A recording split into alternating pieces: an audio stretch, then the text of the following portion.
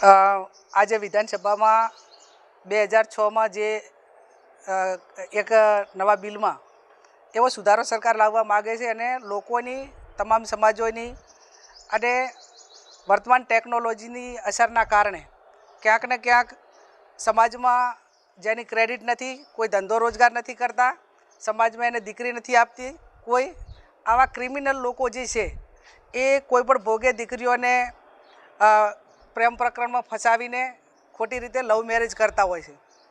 અંતે દીકરીનો એનો અંજામ ખરાબ આવે છે. ઘણી વખત સુસાઇડની ઘટના બને અને એના સિવાય બીજું એના કોઈ પરિચિતમાં ન હોવાના કારણે એ જિંદગીમાં પાછળના સમયમાં ખૂબ દુઃખી થાય છે. અને એટલા માટે તમામ સમાજોનો એક અવાજ હતો કે લવ મેરેજના કાયદામાં સુધારો લાવે, કમસે કમ માતા પિતાની સંમતિ એની અંદર જરૂરી છે, લગ્નની નોંધણી ગામમાં થાય અને સાક્ષી તરીકે પણ એ જ ગામના લોકોને સાક્ષી તરીકે એની અંદર લેવામાં આવે.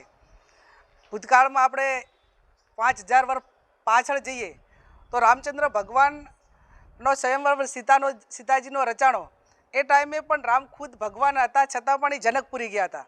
એટલે દીકરીના ગામની અંદર જ તમામ લગ્નની વિધિ થતી હોય છે.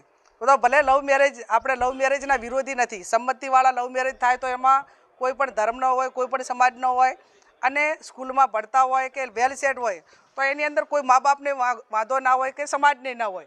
પણ મેં કીધું એમ કે ક્રિમિનલ લોકો દીકરીઓને ભગાડીને ખોટી રીતે લગ્નમાં ફસાવતા હોય છે અને એનો અંજામ ખરાબ આવે છે. એટલે આજે વિધાનસભામાં બિલ લાવ્યું. ભૂતકાળમાં મુખ્યમંત્રી બોલ્યા હતા 2019માં, હું ધારાસભ્ય હતી એ ટાઈમે પણ આ વિધાનસભામાં લવ જહાદનું બિલ આવ્યું. એ ટાઈમે આ વાત મૂકવામાં આવી હતી કે લવ મેરેજના કાયદામાં સુધારો આવે. તો સરકાર પાસે અપેક્ષા રાખીએ કે એની અંદર સાંભળવામાં તો અનેક લોકોને સાંભળ્યા છે, અનેક સંગઠનોએ રજૂઆત કરી છે, ખુદ ગુજરાતના મુખ્યમંત્રી જાહેર સ્ટેજ ઉપરથી બોલ્યા છે.